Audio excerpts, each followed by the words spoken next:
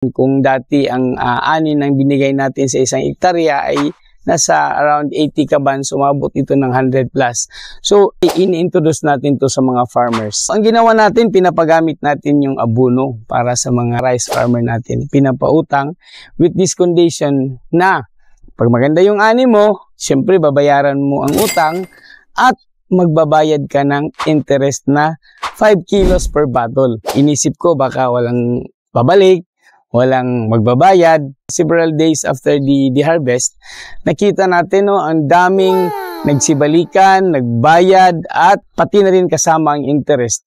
Maganda ang resulta ng abono. Kasi kung hindi naging maganda ang resulta, hindi sila babalik at hindi sila magbabayad dahil gusto pa nilang kumukuha ulit. From there, nagawan natin to ng paraan o ng programa na ang binabayad nilang interest ay yun ang binibinta natin na ng 20 pesos per kilo doon sa mga indigent, identified indigent matag-ubanon.